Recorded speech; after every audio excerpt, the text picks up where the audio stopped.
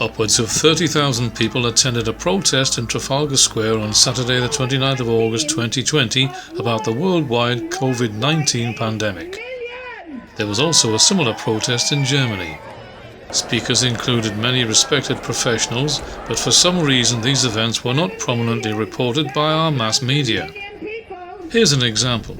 The following BBC London News report lasted only 18 seconds, and the newsreader, Asad Ahmed, expressed his own shock at the protest's theme.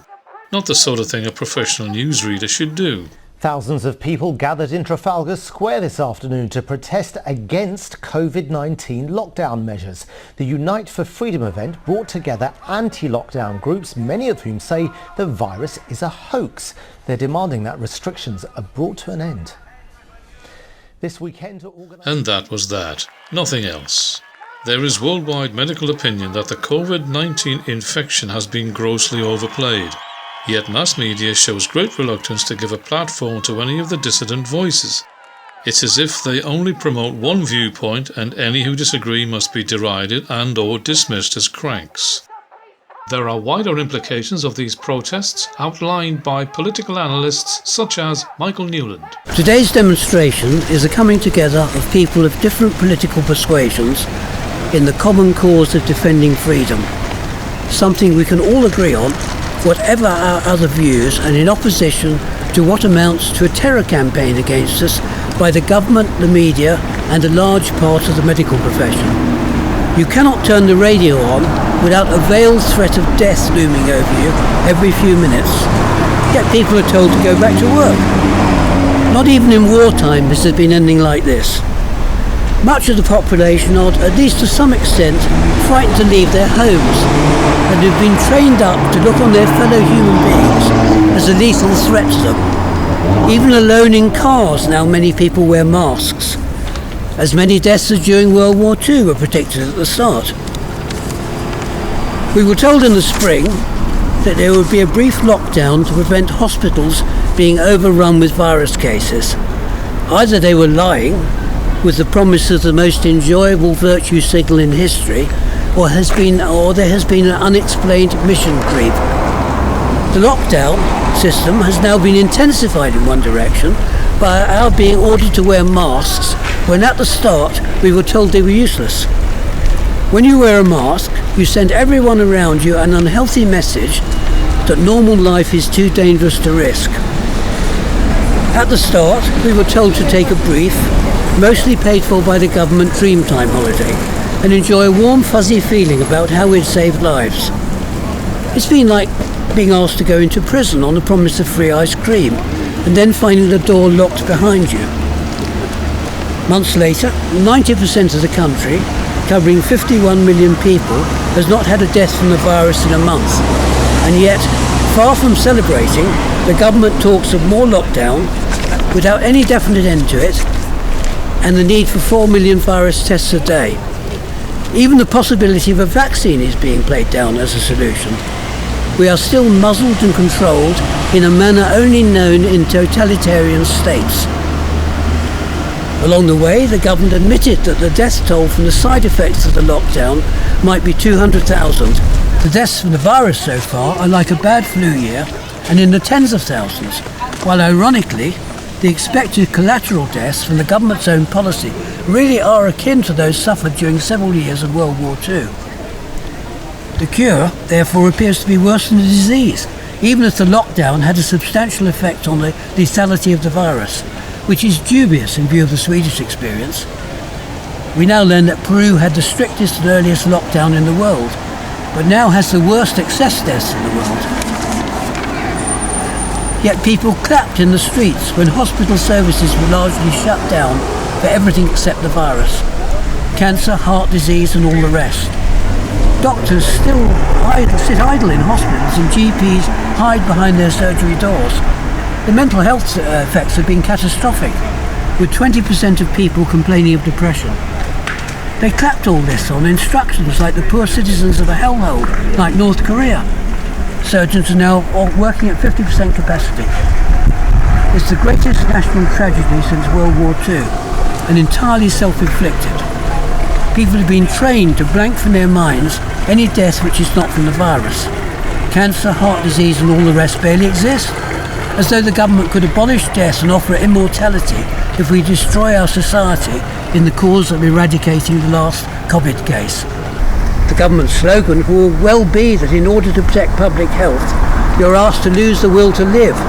Even singing is banned as too dangerous. Quality of life is a little concern. Elections are not held, and the general run of political and cultural meetings as good as banned. Generations ago, Winston Churchill said something during an election campaign about socialism, startling in its prescience.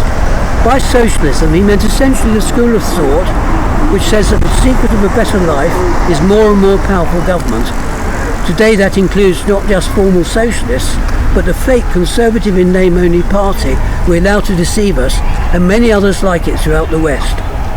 Churchill said that socialism is an attack on the right of an ordinary man or woman to breathe freely without having a tyrannical hand across their mouth and nostrils. We are now literally in that situation, with mask wearing imposed by law. It's uncanny how right he was in a way he could never have conceived. Why are they doing this to us? The head of the World Health Organization said recently that the COVID-19 pandemic has given new impetus to the need to accelerate efforts to respond to climate change. What? What has climate got to do with it? Everything, if you understand that what is being done about the virus is part of a greater plan to eradicate our existing society. Training obedience by the use of fear about the virus being the starting point. We have been turned into psychological prisoners as much as physical ones. Nearly every official body has been quietly taken over by sort of Marxists during the last decades. Their aim is our eradication on the path to a world government utopia which will always end up as the opposite in their hands. They won't succeed. The project is too ambitious, but they are capable of ruining the lives of all of us along their path to failure. As stated, it is important that all these protests have been attended by people of all political viewpoints and backgrounds. Since March this year, government response to the whole COVID issue has affected all of us, and regardless of our politics, in the interests of free speech, we should promote the arguments against lockdowns, social distancing, and the mandatory wearing of face coverings. Here is one more particularly one-sided example of the BBC's treatment of any counter-argument to the coronavirus measures. Now, London has long had a problem with low vaccination rates, in part due to more people in the capital being taken in by anti-vax conspiracy theories. Well, now misinformation is being directed towards the idea of a potential coronavirus vaccine, with groups on social media spreading false warnings as we continue to deal with the pandemic. Well, here to explain what's been happening is the BBC's disinformation reporter, Mariana Spring. Thanks for coming in. Who are these groups online? What are they saying? So I've been investigating coronavirus vaccine conspiracies on Facebook, on Instagram, which are on the rise, and that's a real worry for public health experts. These conspiracy theories are often shared in large Facebook groups that are from countries all over the world, but actually what we're noticing is they're beginning to spill into local and parent Facebook groups here in London. Over the past few days, we've seen a number of posters being circulated, and those posters promote protests about vaccine conspiracies, that promote vaccine conspiracy theories and other coronavirus conspiracy theories, and those protests are planned for the capital. That's a real worry. There are also vaccine conspiracy theories that suggest they are a method. Let's stop for a moment. What viewers need to know is that the BBC, as well as the rest of our controlled press, by labelling educated medical opinion as misleading, is failing to present a balanced view of the whole COVID-19 issue. There is worldwide scientific fact-based medical research that opposes how this coronavirus issue is being presented to the public, but reputable experts are being denied a platform so that people are prevented from hearing any alternative view. The BBC's labelling of expert medical opinion as misleading can be seen as a failure of responsible journalism, and this is the reason why the integrity of the BBC is being called into question. The public is entitled to hear opposing views, and not just the one approved of by broadcasters such as the BBC.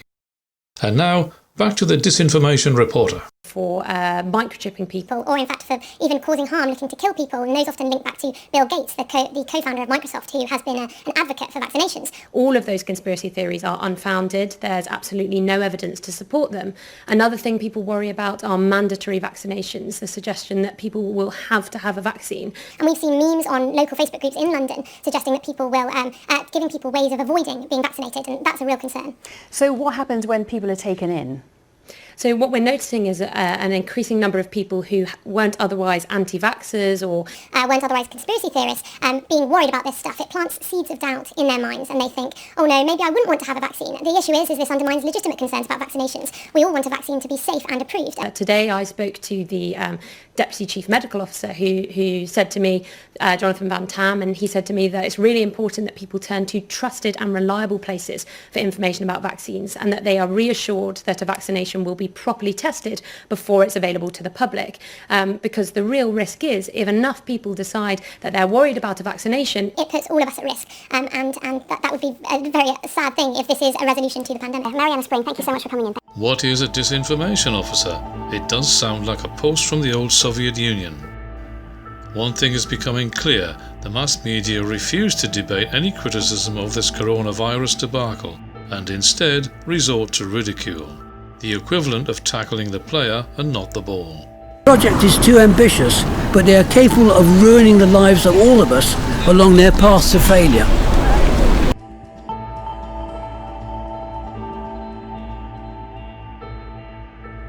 If you have enjoyed watching this report, please consider subscribing by clicking the button below, and if you wish to be notified of further videos, you should also click the bell icon. Thank you for watching.